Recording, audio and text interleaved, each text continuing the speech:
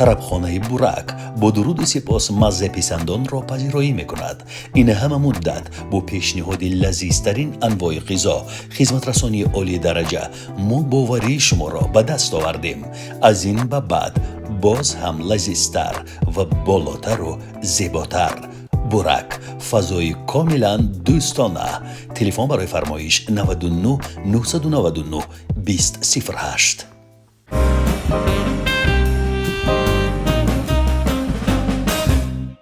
با درود پیشکش میکنم برنامه ناگفته ها را. این برنامه خیلی مهم است برای پدرهای شما، مادرهای شما، پدر بزرگ و مادر بزرگ هایتان خیلی مهم است. گوش بگیرید. این روز مهمان برنامه ما دکتر محمد علی حاتمیان، پزشکی استخوان و مفاصل، اگر به اصطلاحی که ما استفاده میکنیم بگوییم ارتوپد. دکتر حاتمیان خیلی خوش اومدین. خیلی ممنون، متشکرم. به نام خدا من عرض سلام دارم خدمت مردم خوب تاجیکستان و سپاسگزارم از حضرت علی که این فرصت رو برای من فراهم کردی که خدمت مردم خوب تاجیکستان صحبتایی داشته باشم و گفتگویی با هم داشته باشیم. کی به تاجیکستان آمدید و چی اتفاق افتاد که آمدید؟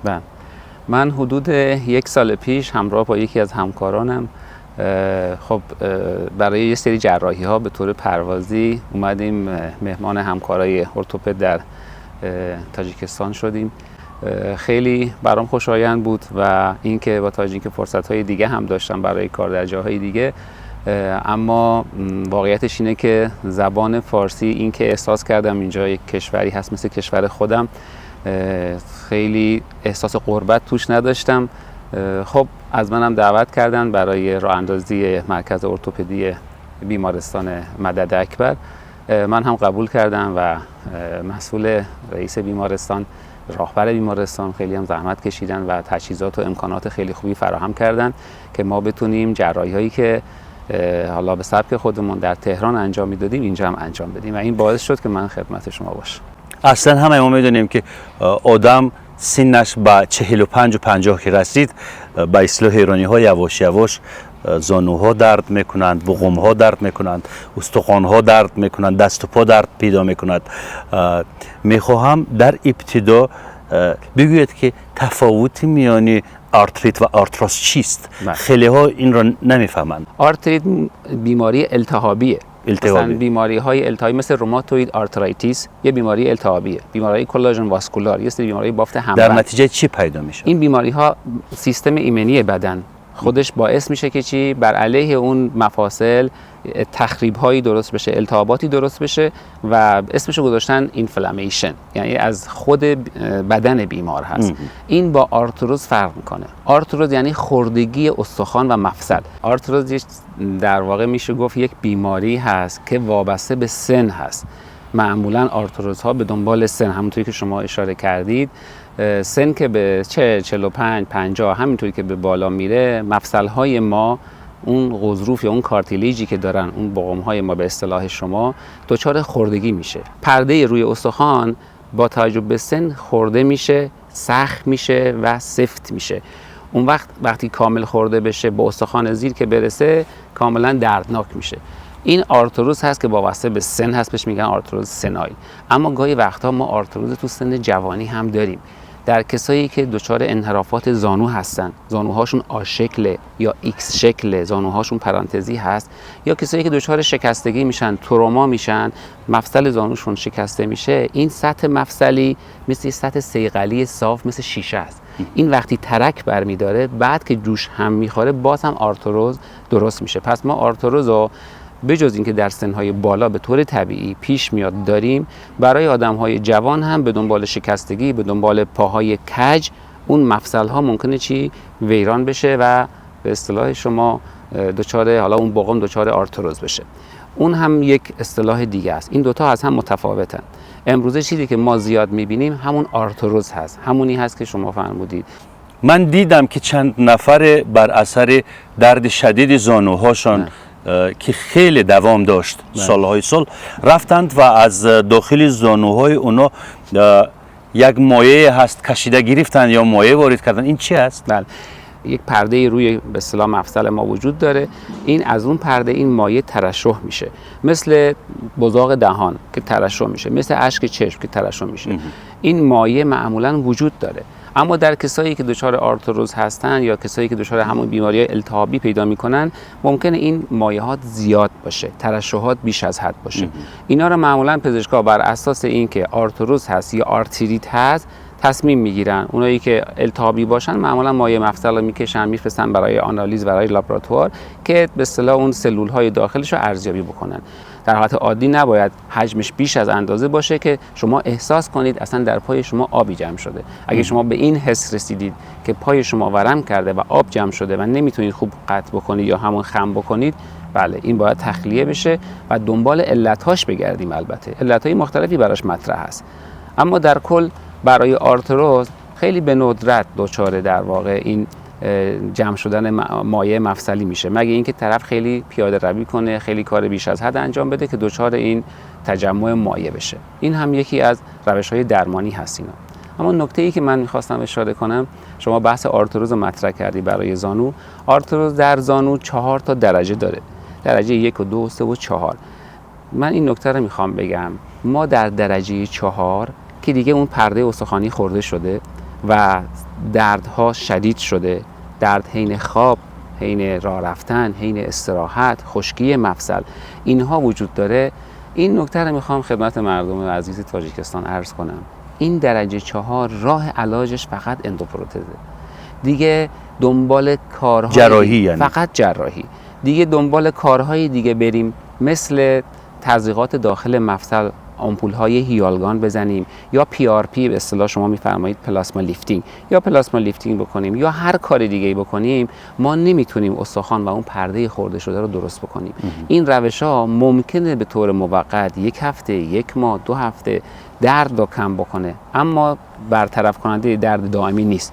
پس آرتروز هایی که گرید 4 هستن، درجه 4 هستن، حتما باید جراحی اندوپروتز بکنن. دکتر ببینید، الان در دوشنبه در کلینیکی که شما کار میکنید شرایط برای انجام دادن عمل اندوپروتزی، یعنی عملی که شما گفتید، بله شرایط هست؟ بله ما پروتز هایی که خودمون از کشور آلمان تهیه کردیم، که جرمنی به اصطلاح تهیه کردیم، پروتز های اوریجینالی هست و برند دنیا هست. در خیلی از کشورها داره این بیوتک داره استفاده میشه، در خود ایران ما هم خیلی استفاده میشه. من تونستم که این پروتز رو وارد تاجیکستان بکنم و الان ما در این بیمارستان هم پروتزها رو میذاریم، پروتزهای اوریجینالی که کمتر هست در جاهای دیگه، هم آرتروسکوپی رو انجام میدیم و اون کسایی که دچار پلاسما لیفتینگ و همه اینا، پلاسما لیفتینگ هم انجام میدیم.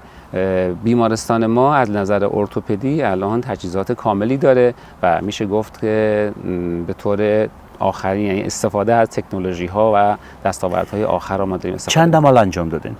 ما در طی این مدت در دوشنبه خب اگه طی این 1 سال حساب کنیم خیلی زیاد، هم برای پروتز هم برای آرتروسکوپی، شاید متوسط قریب به 40 تا تقریبا. 40 تا. بله متوسط در کل در همه جراحی. مشکل سر نزد بعد جراحی؟ نه خدا رو شکر تا الان مشکلی نداشتیم. البته هر جراحی ممکنه آرزوی خاص خودش رو به دنبال داشته باشه. ما جراحی‌های دیگه‌ای که داریم انجام میدیم جراحی‌های در رفتگی شانه هست.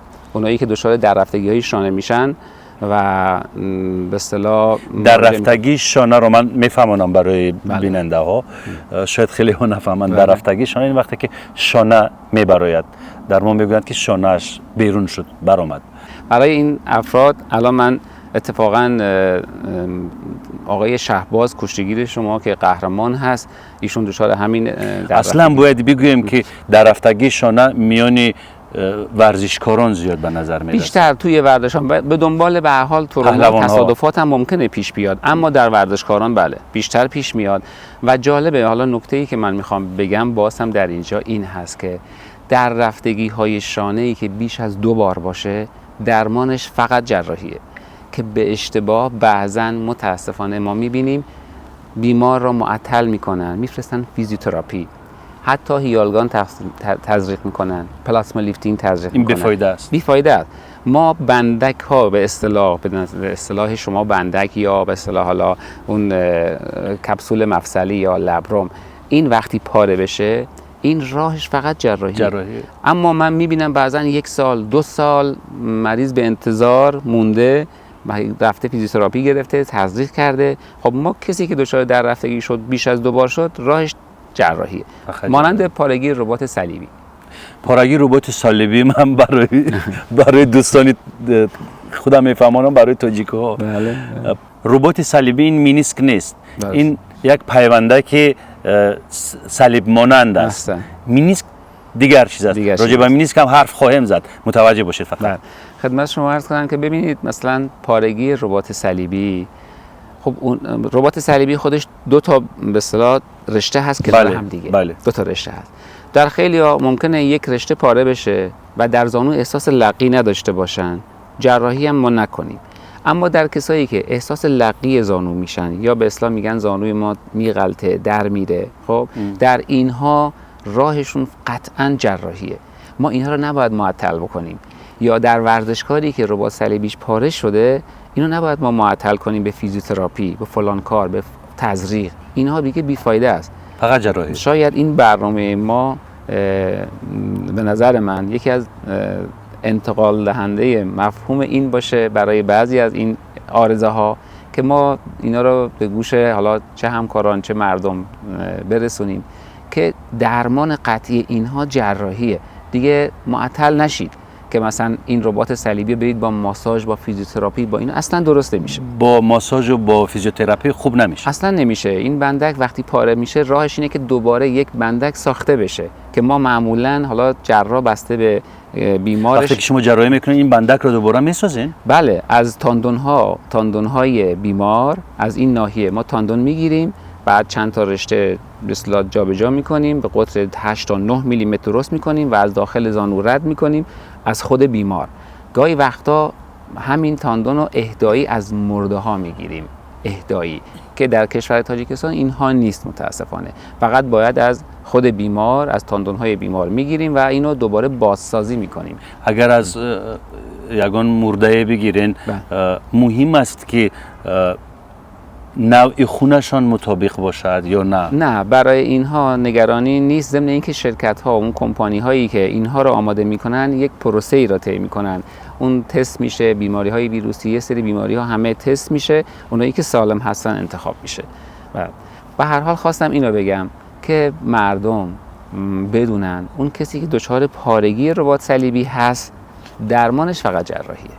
اون کسی که دچار برآمدگی شانه هست درمانش فقط جراحیه. راجع به مینیسک حرف میزنید. خیلی ورزشکاران ما دچار این مریضی ان. بله. زانوهاشون. بله. مخصوصا فوتبال بازان. بله. مخصوصا کوریوگراف ها، کشتیگیران. بله. مینیسک یا بالشتک ها در واقع داخل زانو قرار دارن و باعث میشن که وزنی که از قسمت بالاتنه به پا انتقال پیدا میکنه متعادل بشه. خب در خیلی از ورزشکاران مینیسک ها ممکنه پاره بشه و این نکته هم من خدمتتون عرض کنم. خیلی از پارگی های مینیسک جراحی نمیخواد.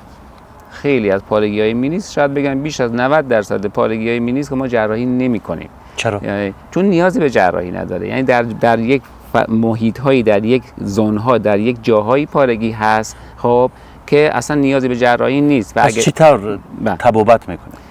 اینها خیلی هاشون اون پارگی ها در یک زون هایی قرار داره که خود به خود جوش میخوره، یا اگرم جوش نخوره برای بیمار باعث درد نمیشه.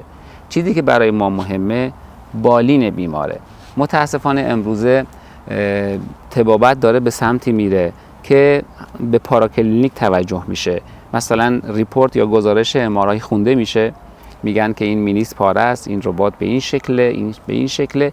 بعد جراح ممکنه تصمیم بگیره بگه چون مینیسک پاره است پس شما آرتروسکوپی میخواید، در صورتی که بیمار میگه نه من راه میرم، خم میشه، راست میشه، مثلا یه دوره 2 هفته 1 ماه درد داشتم الان دردی ندارم و فقط بله پارگی هست. خب آیا ما باید اینو عمل کنیم؟ نیازی نیست. ما مینیسک هایی رو عمل میکنیم، جراحی میکنیم که باعث قفل شدن زانو بشه، که باعث دردهای شدید در زانو بشه. و ضمن این که خیلی از دردهایی که توی زانو هست اصلا مربوط به مینیسک نیست. حتی موقعی که مینیسک پاره است، طرف آرتروز داره، طرف پاش کج شده. من یه بیمار چند وقت پیش جراحی کردم، به خاطر همون کجپایی، پای پرانتزی یا ژنواروم. ایشون نزدیک به 2 سال بود درمان زانو انجام میداد. ام‌آرآی دستش بود، توی ام‌آرآی نوشته بود پارگی در قسمت فلان قسمت مینیسک پاره هست. بهش میگفتن که شما مینیسکت پاره است و باید حالا تزریقات انجام بدید، فیزیوتراپی انجام بدید و از این قبیل کارها. خب من ایشونو که دیدم پاش کجه، این زانو به این شکل کج شده و چیز حدود تقریبا 27 سال سنش هم شاید باشن و این کجی باعث شده مفصل زانو از این طرف خورده بشه. چند سال داشتین؟ 27 سال. 7 سال. بله. خب مفصل زانو از این ناحیه خورده شده و این خوردگی باعث درد میشه، نه اینکه تون ام‌آرآی گزارش کرده که اینجا مینیسک پاره است پس شما مینیسکت باعث دردت میشه. بله. این رو باید جراحی اصلاحی براش انجام بدیم. این رو باید استخوان از این ناحیه ما یه برش میدیم، استخوان رو صاف میکنیم، وزن متعادل دیگه از زانو رد میشه، آهن میمونه اونجا.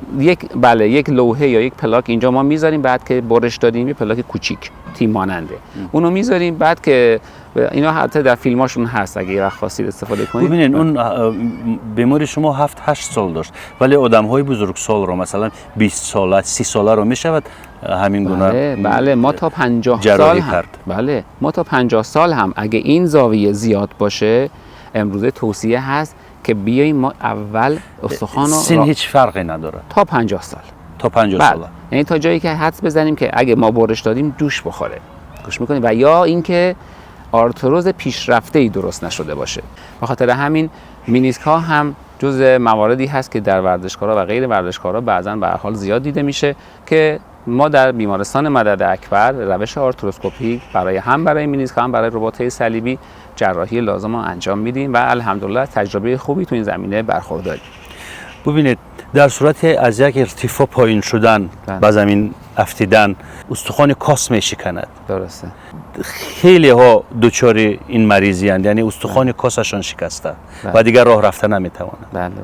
ببینید در تروماها، در سقوط از ارتفاع همونطور که شما فرمودید و حتی در تصادفات ما یکی از موارد شایعی که استخوان کاس، منظور شما کاسه لگنه دیگه. بله. کاسه لگن. بله. این کاسه لگن یکی از موارد شایعش اتفاقا در تصادفات هست و کسایی که دچار تصادف میشن این استخوان ران به سمت خلف، به سمت پشت حرکت میزنه و کاسو میشکنه و حتی باعث در رفتگی میشه.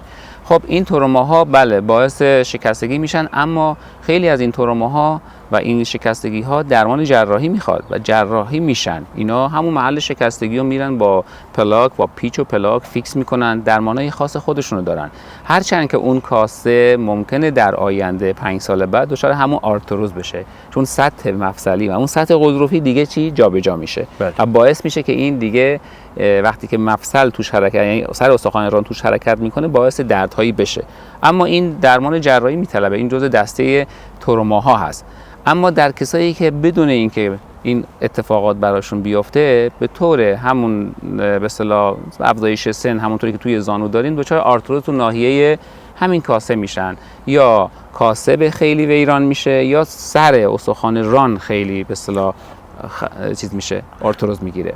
من چند وقت پیش یک بیماری داشتم از سمت پامیر و چیزی حدود مثل اینکه 800 کیلومتر میگن با اینجا فاصله داره. یه خانم 87 ساله بود، پسرش اومد پیش من و گرافیش رو به من نشون دادن و من دیدم که دچار شکستگی شده. شکستگی کاسه نشده بود، دچار شکستگی سر استخوان ران شده بود و گفت 4 ماه مادر من رو تخته و جراحی نشده. که من حالا پرسیدم که حالا چرا جراحی نکردن؟ گفت حالا جراحی نکردن، اینا گفتن خودش جوش بخوره. و گفتم میتونی بیارید اینجا ما جراحیش میکنیم و اتفاقا آوردن من براشون اندوپروتز گذاشتم و بیمار رو فردا صبح بعد از 4 ماه که روی تخت بود راه رفت، اومد تو بخش. امروز هم اومدن از من خداحافظی کردن و برگشتن به پامیر. و حالا اینجا من دوست دارم این نکته رو بگم خدمت مردم تاجیکستان، مردم شریف تاجیکستان، این که تو رشته ارتوپدی توی بحث خصوصا تروماها و شکستگی ها مشاوره های آنلاین خیلی کمک میکنه. یعنی اگه همین آقا که مادرش دچار شکستگی شده بود مثلا با من پزشک از طریق واتساپ رادیولوژی رو میفرستاد، خب من میدیدم، سوالاتمو میپرسیدم، سن مریض چیه، بیماریهای همراهش چیه، بعد میگفتم که این درمان هست، این درمان نیست. و 4 ماه خانواده این بیمار چه زجری کشیدن برای این لگن بذارید، اینو تر و خوش بکنید، اینو حمایت بکنید. خود بیمار چقدر اذیت شده. این خدمت شما عرض کنم، ما این مشورت‌های آنلاین رو برای کلیه فارس زبان‌ها در سراسر دنیا، من همین الان هم از طریق پیج اینستاگرام من از خیلی از کشورهای دنیا فارس زبان‌ها با من مشاوره میگیرن. رایگان، من رایگان مشاوره میدم و توی این زمینه به طور رایگان واتساپ میکنن، میفرستن یا سوالاتشون رو مطرح میکنن. بعضن اصلا ویدیو کال با هم صحبت میکنیم.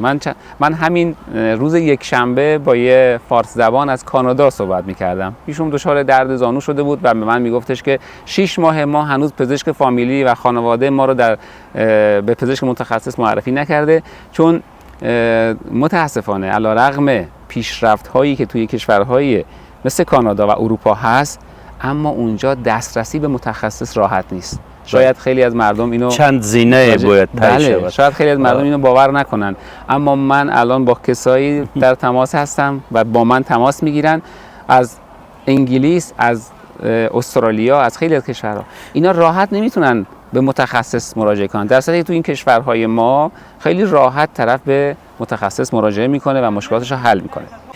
پس ما نوشته میکنیم واتساپ شما رو اینجا تا مردم شما رو پیدا کرده توانند برای گرفتن مشورت. حتما بنویسید راجع به اون مریضی هایی که دارید توصیه و مصلحت بگیرید، مریضی های استخوان و مفاصل و بپرسید، با سوال هایتون پاسخ بگیرید. دکتر، یک چیزی خیلی مهم رو میخواهم بگویم برای شما. مریضی هست که استخوان انگشت کلان بیرون می آید. بله. این در واقع دفرمیتی هالوس والگوس هست. این هالوس والگوس ها کسایی که به این اندازه دچار دفرمیتی شدن، اینا درمانشون فقط جراحیه. من میبینم متاسفانه برای همین ها هم بعضیا لایه انگشتی یا بریس هایی تجویز میکنن، اونهایی که ما رادیوگرافی میگیریم و اون زاویه انحراف رو بیش از اون اندازه میبینیم، فقط با جراحی کارشون حل میشه.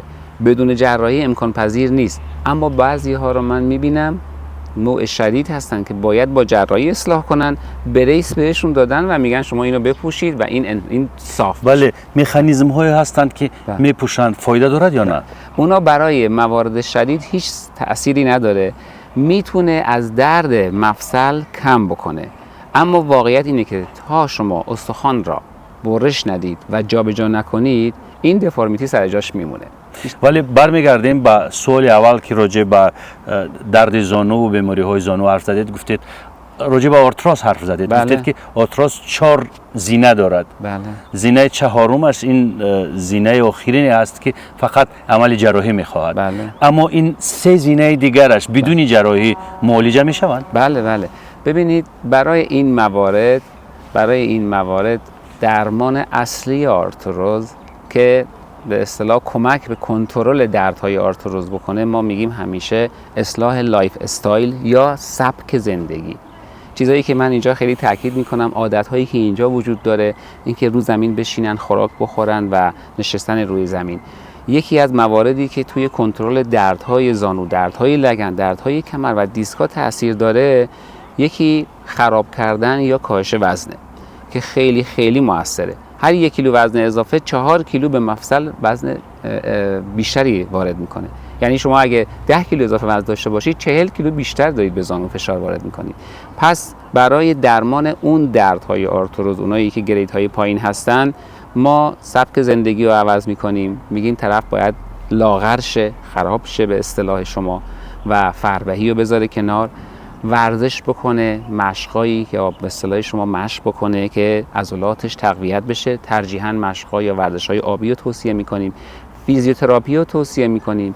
اینا باید زندگی مبله داشته باشن، یعنی روی مبل بشینن، روی میز خوراکخوری خوراک بخورن، روی دیوان یا همون تخت خواب که شما می‌فرمایید دیوان، روی دیوان بخوابن و یه زندگی اینجوری باید برای خودشون درست کنن و دائمی. این که فکر کنن که مثلا من الان 1 ماه وزنمو کم کنم، 1 ماه این کارو نکنم، تاثیرگذار نخواهد بود. چون شما با یه آرتروز، با یه گریدی از خوردگی مواجه شدید و این با توجه به سن هی رشد میکنه، هی بیشتر میشه. من یه مثالی که برای مراجعین میزنم، میگم شما مفصلتون مثل بالون ماشینه، بالون یا همون لاستیک ماشین، وقتی که کم میشه چیکارش میکنن؟ عوضش میکنن.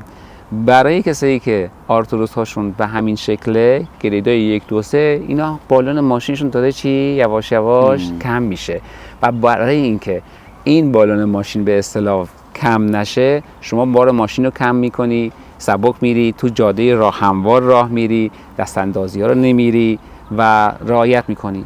برای ما بار زیادی میشه فربهی، جاده ناهموار میشه 4 زانو نشستن، 2 زانو نشستن، پله بالا پایین کردن، اینا میشه جاده ناهموار مفصل های ما. اگه ما اینا رو رعایت کنیم، احتیاط کنیم، دردای آرتروز رو کنترل میکنیم و البته تزریقات داخل زانو مثل PRP که شما بهش میفرمایید پلاسما لیفتینگ یا هیالگان، اینها هم تأثیرات خودشو در داخل زانو داره. حالا بحث PRP رو کردیم، من یه نکته اینجا بگم. ما به زبان فارسی ضرب المثل داریم، میگیم هر گردی گردون نیست.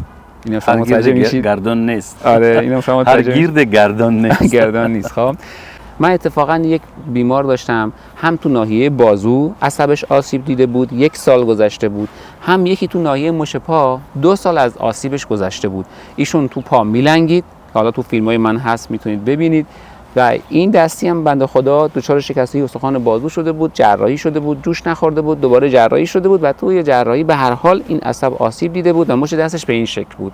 خب نزدیک به 9 ماه 1 سال ازش گذشته بود، این دست دیگه بالا نمیاد.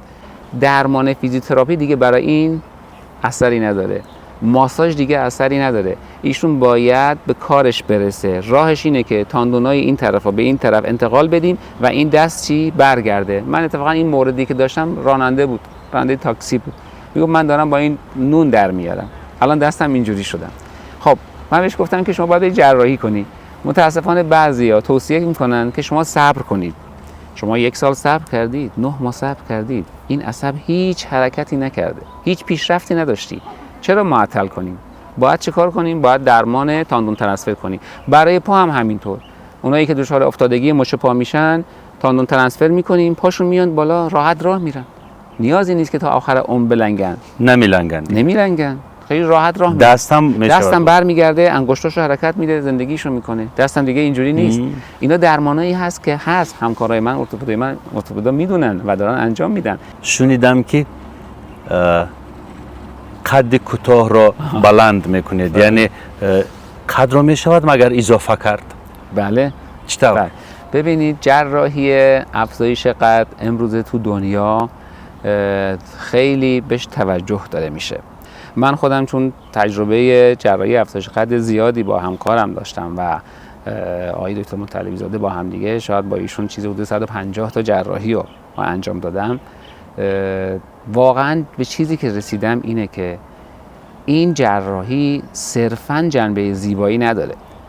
من در برخورد با بیمارایی که بیمار که نمیشه گفت، با کسایی که دچار کوتاهی قد بودن مواجه میشدم، این بود که اینا اعتماد به نفسشون از دست داده بودن، از حضور تو جامعه میترسیدن. پدر مادری بود که دخترش رو آورده بود، دانشگاه قبول شده بود، میخواست بره دانشگاه، ترم اول، ماه اول دختر وارد دانشگاه میشه، قدش کوتاهه، میبینه با بقیه قدش فرق میکنه، دیگه دانشگاه نمیرفت، میگفت من دانشگاه نمیرم. اینجا من اتفاقا از مراکز که حالا جایی که کشورهایی که بیمه دارن، در اونایی که پشتیبانی میکنن بیماران، چون به عنوان کاسماتیک به این قضیه نگاه میکنن، بیمه ها ساپورت نمیکنن بیماران را، ولی واقعا کسایی که به این شکل دارن ضربه روحی میگیرن. چون من میبینم وقتی که اینا جراحی میشن، اون 5-6 سانتی که به قدشون اضافه میشه متفاوت میشن، اصلا یک زندگی نو. همگی 5-6 سانتی متر، 6 سانتی متر در ساق یا 6 سانتی متر در ران، خب افزایش داده میشه، تکنیکاش فرق میکنه. در حال شما انجام میدین و بعد از جراحی آدم 6 سانتی متر بزرگ میشه؟ نه، بلافاصله نه. ما دستگاهی که در ران یا در ساق نصب میکنیم بستگی داره چه نوع دستگاهی باشه. بعضیا در قدیم الیزاروف میذاشتن، یه حلقه هایی بود که داخل ساق میذاشتن، بعد رو پا نصب میشد، تغییر پیدا کرد به روش LON، یه روش فیکساتور خارجی گذاشته شد. امروزه از نیل ها یا به اصطلاح حالا اون میله هایی که تلسکوپیک هست، از اونا داخل ساق یا داخل ران گذاشته میشه و در کشور آمریکا یک مدل مگنتیک درست شده. البته این چند مدت دوام میکنه؟ اینها ببینید وقتی که جراحی انجام میشه، جراحی در یک روز انجام میشه. ما برش استخوانی رو میدیم، دستگاه رو نصب میکنیم، بعد از اون به اصطلاح کسی که مراجعه کرده و این جراحی رو براش انجام دادیم، هر روز متوسط نیم تا 1 میلیمتر این دستگاه رو باز میکنه از هم و استخوانی که ما برش دادیم، این استخوان به مرور آروم آروم باز میشه. متوسط 2 تا 3 ماه طول میکشه که 6 سانتی مترش تموم بشه. اما تو این فاصله 2-3 ماه باید به شدت فیزیوتراپی انجام بده و 3 ماه بعدش، یعنی 6 ماه تا 9 ماه بعدی باید فیزیوتراپیش رو دائم داشته باشه، تغذیه مناسب داشته باشه، پشتیبانی عاطفی خانواده‌اش رو داشته باشه تا استخوان سازی بشه. این 6 سانتی متر باید یعنی به اصطلاح شما میگید شیره استخوانی، یعنی باید این استخوان کال استخوانی بگیره که این استخوان کامل بشه.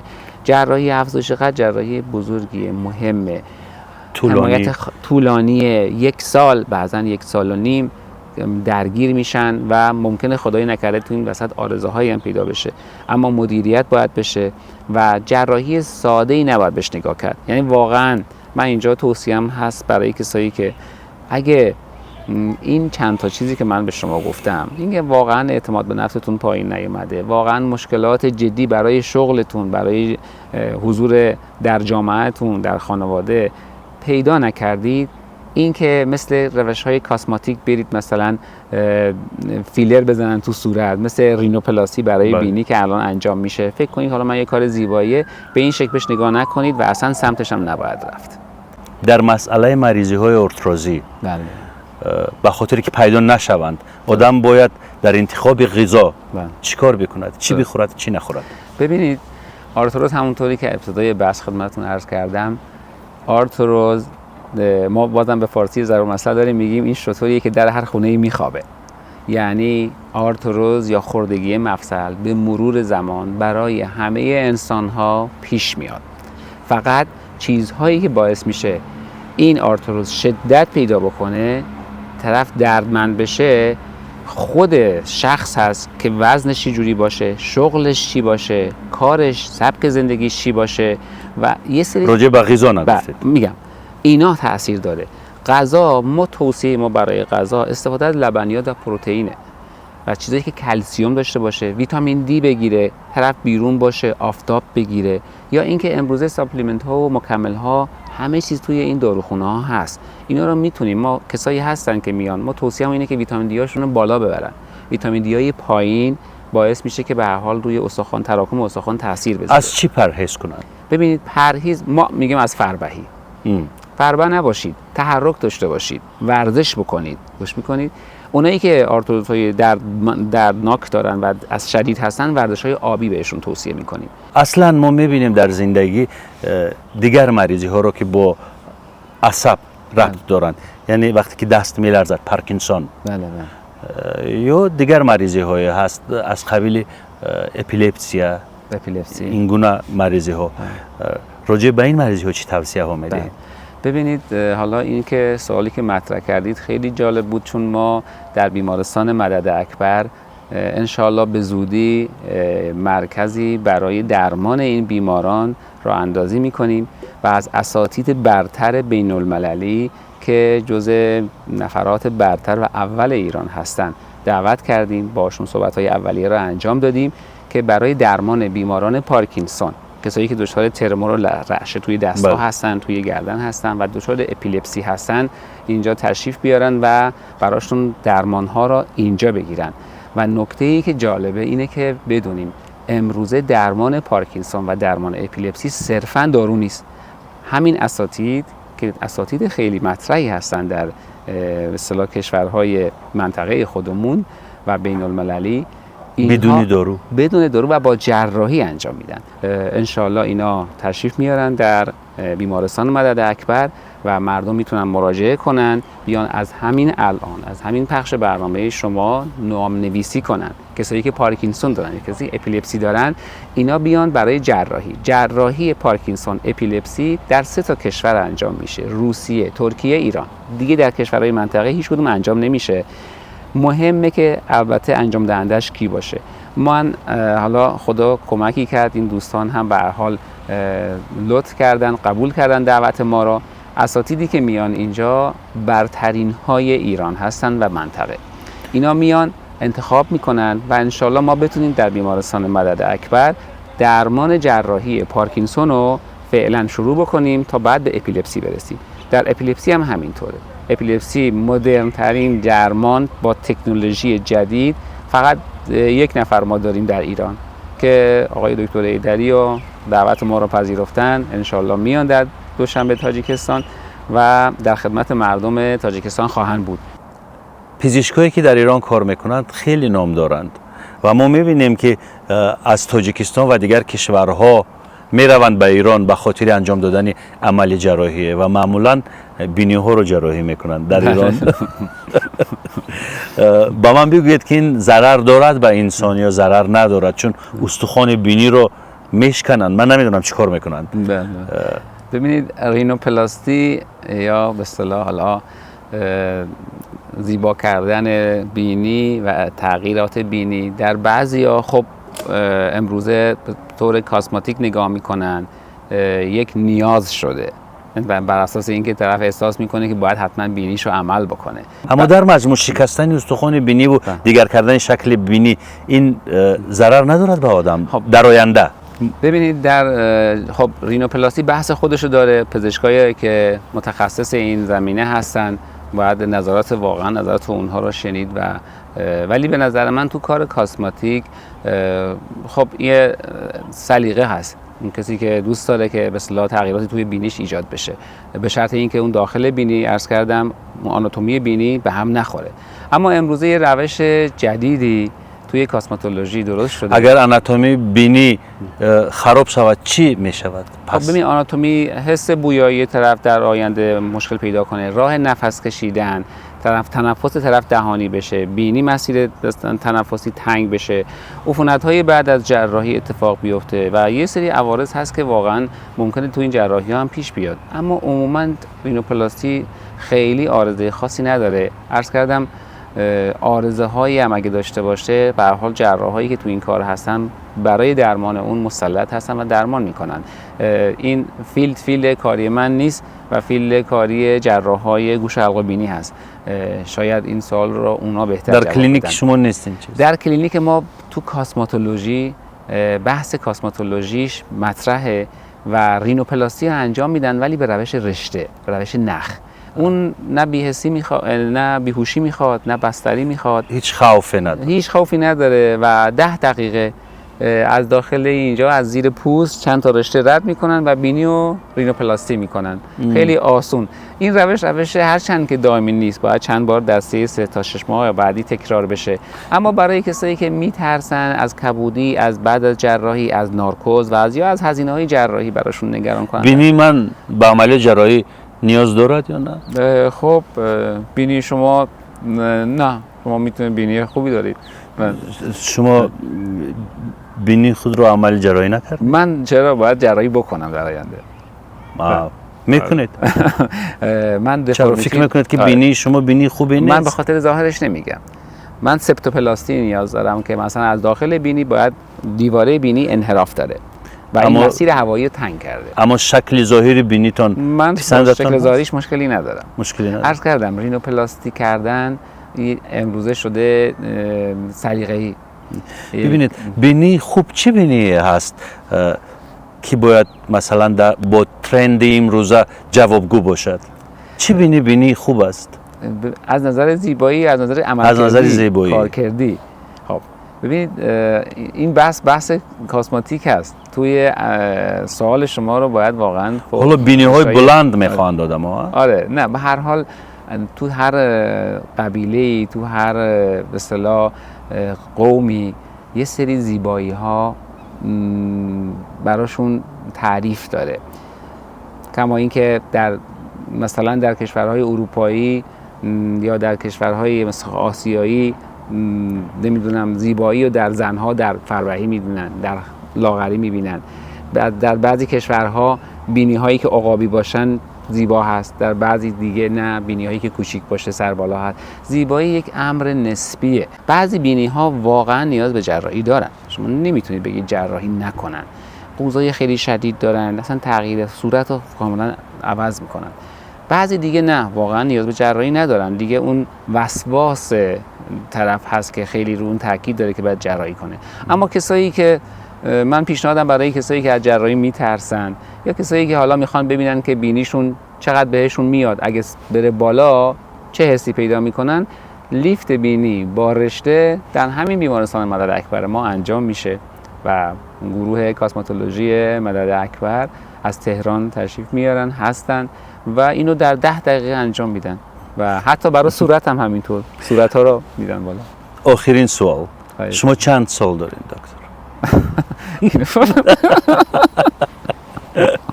اینو میشه نگم؟ میشه بگین. بذار این سوال رو نپرسیم. باشه. موافقی؟ موافقم. آره. قربان شما. من خانمم میگه که چشمت میکنن. چشممون نکنن. با آرزوی سلامتی همه شما برنامه رو به انجام میرسانیم. واتساپ دکتر محمد علی حاتمیان رو نوشته میکنیم برای گرفتن مشورت اطراف مریضی های استخوان، دردی بقوم ها. تماس بگیرید، نوبت بپایید، نوبتتان که رسید پارکینسون. بله، مریضی های اپیلپسی و پارکینسون نوبتتان که رسید مشورت بگیرید از دکتر. همیشه صحتمند باشید. خیر.